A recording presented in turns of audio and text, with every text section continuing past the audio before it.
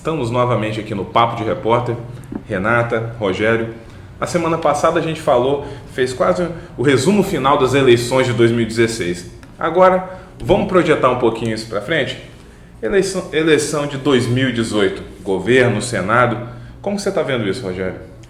Bom, tem sempre aquelas figuras tradicionais, Paulo Artung, Renato Casagrande, mas eu acho que se o Paulo seguir o caminho que ele está traçando para ele, aliás, eu não acho que há outro caminho para ele, que não seja ir para a área nacional, onde ele se preparou toda uma situação para navegar bem.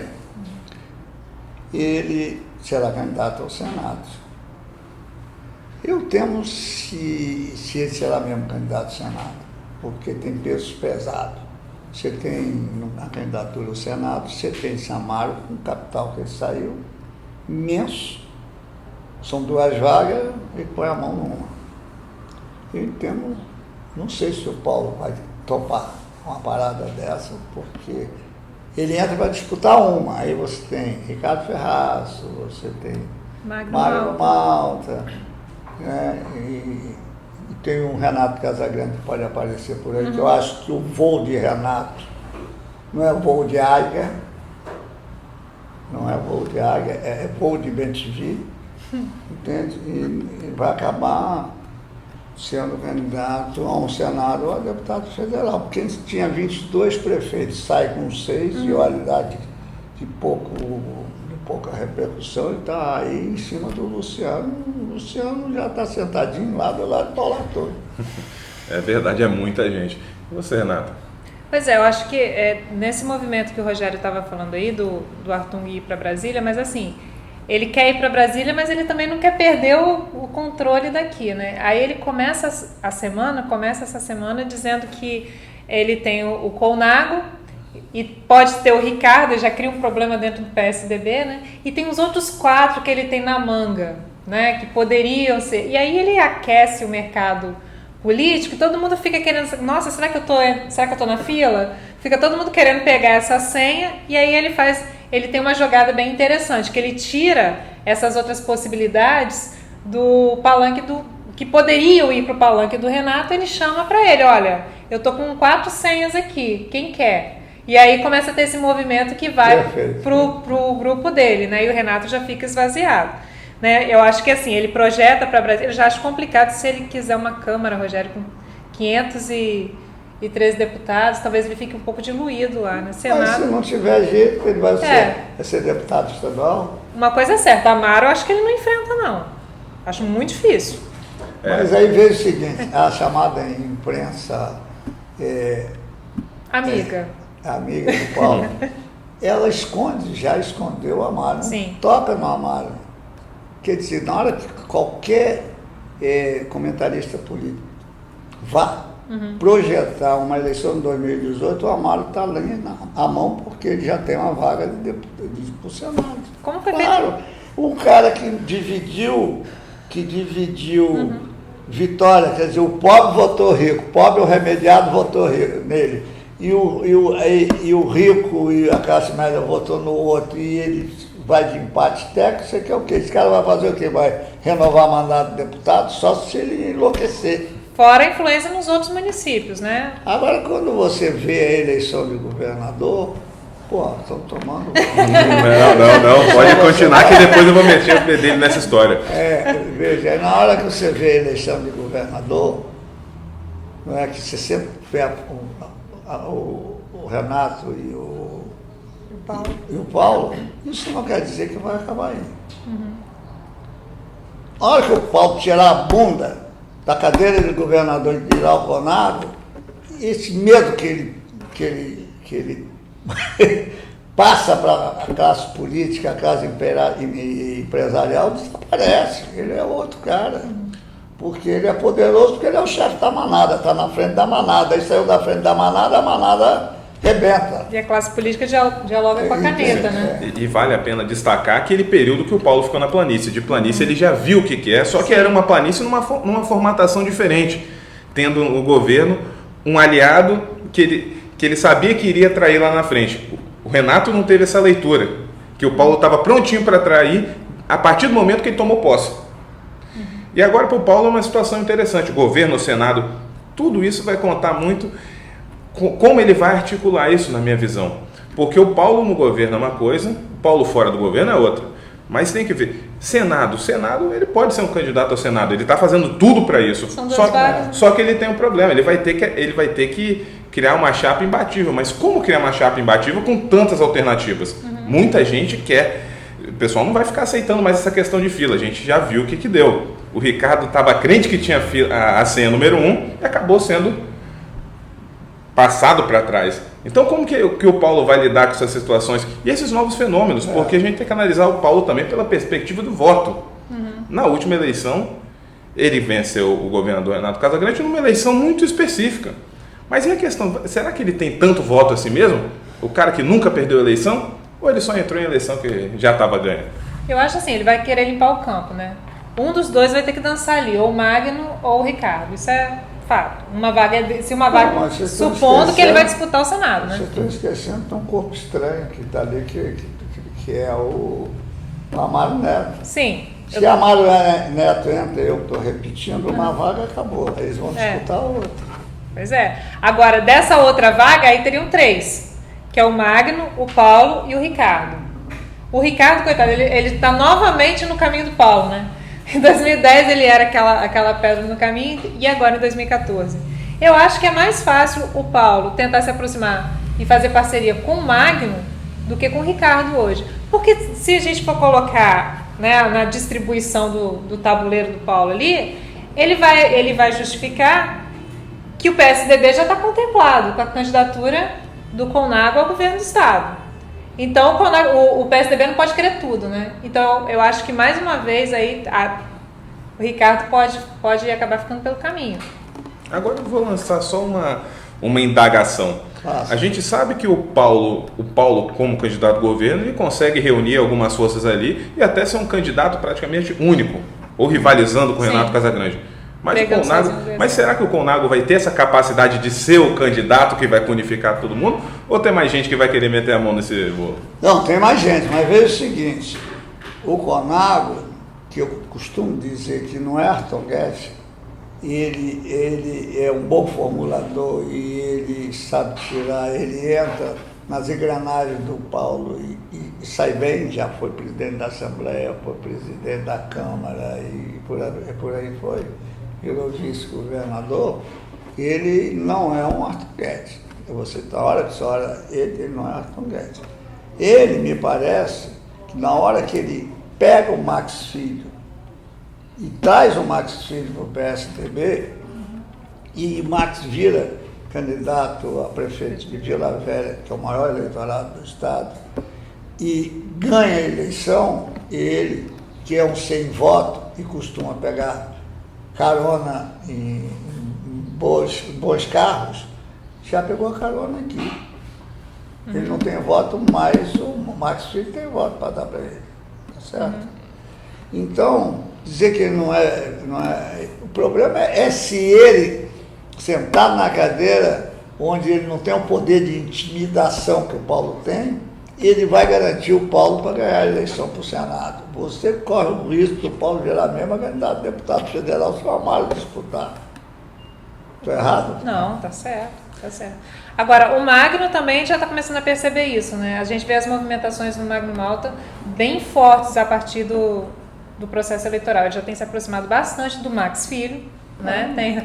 Vive atrás do Max Filho, né? Virou um papagaio de pirata nessa última eleição, né? Já tem mudado o discurso lá, tem feito um discurso mais apelativo, né, no Senado, e ganhou um capital muito grande, uma visibilidade muito grande com essa história de defender a redução, né, do salário dos senadores e tal. O Magno é esperto, né? O Magno também não sobreviveu esse tempo todo, não foi à toa, né? É um pescador de bons discursos, né? Ele sabe onde... Ele está desgastado, mas assim, ele não é uma peça fora desse jogo, não. Vai ser uma peça... Claro, ele está com o partido bem desidratado, por culpa dele mesmo, né? Fez uma série de movimentações erradas, equivocadas.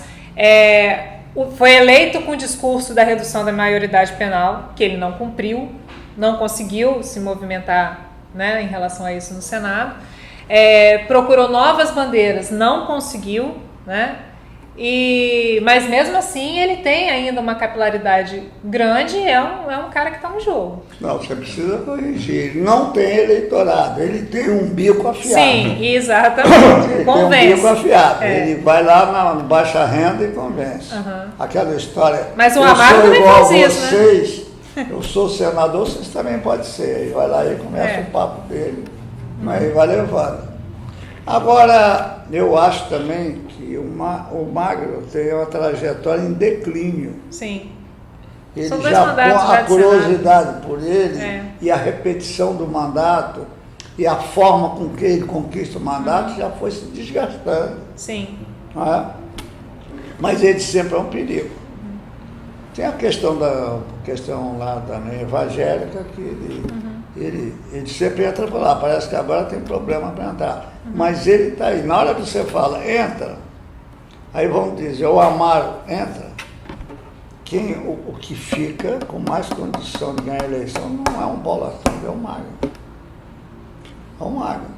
Porque quando você tem você teria, vamos dizer, como candidato ao governo, vamos admitir, porque essa realidade está na nossa frente, um César Conato. O César Conato não tem bagagem para socorrer e eleger o Paulo Arthur no Senado. Como o Paulo teve para elegê-lo deputado federal, para elegê-lo vice-governador, etc. Ele não tem. Então o Paulo vai ter o capital dele. Mas o capital que o Paulo vai chegar está muito prejudicado. Não é? Se é uma SA, ninguém compra as ações do Paulo para ganhar a eleição em Vitória. Eu acho. Pagaram no Espírito Santo. Porque esse debate está muito centrado nessa questão da região metropolitana da Grande Vitória, e a gente viu na última eleição estadual que quem decidiu de fato foi o interior. Na Grande Vitória, o então governador Renato Casagrande venceu, por uma margem apertada, mas venceu o então ex-governador Paulo Artung, e no interior o Paulo foi para recuperar esses votos.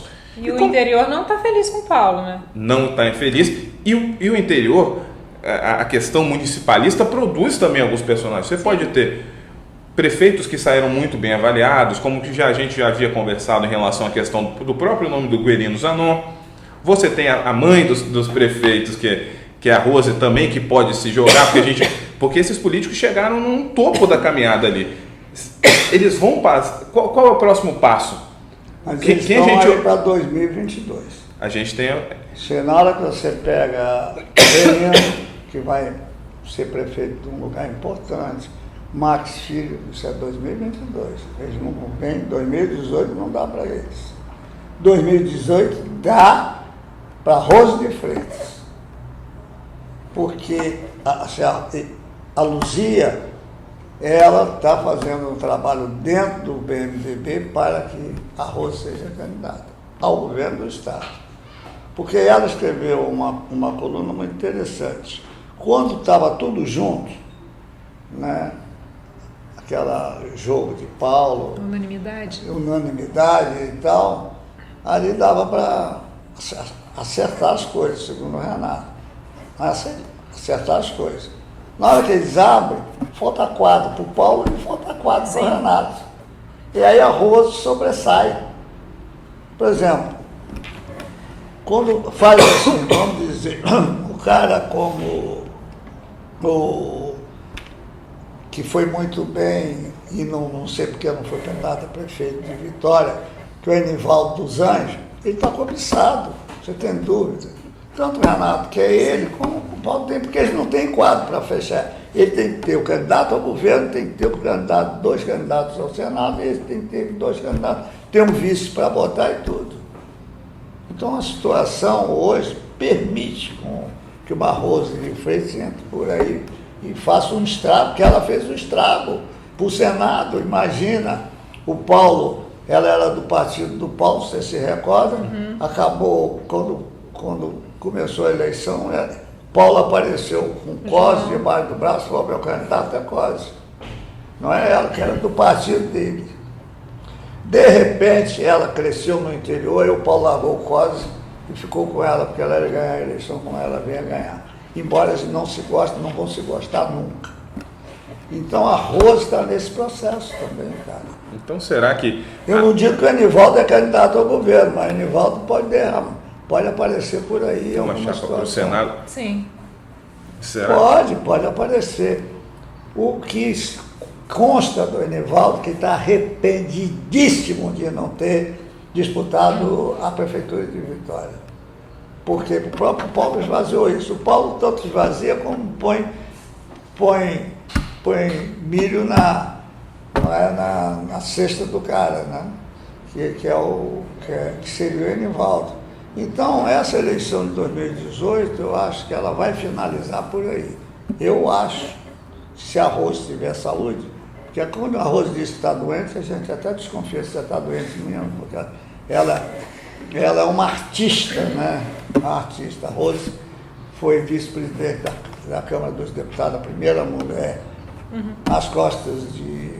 A primeira senadora eleita no estado é a Rose. Nas costas do Eduardo Cunha. Cunha. Agora se fortaleceu no Senado às custas do Renan, estão tirando ela Da liderança. da liderança do governo. E ela, sabe, vem de Minas Gerais, não veio para tomar banho de mar, não veio para fazer política aqui no Espírito Santo. Está fazendo e levando vantagem. Será que a Rose é essa? Ela é a cara, né, desse processo? Pode ser a grande figura desse processo? Eu acho que assim, a coisa fica bem abstrata para 2018, porque se por um lado o Paulo tem ampliado a imagem dele para fora do estado e tal, no estado ele não é essa maravilha toda, né? Ele não é essa coisa toda, não só em relação à classe política, mas quem anda pela cidade sabe disso. Que ele não é essa unanimidade que ele ainda acha ou tenta passar que é. O Renato saiu muito desgastado, né?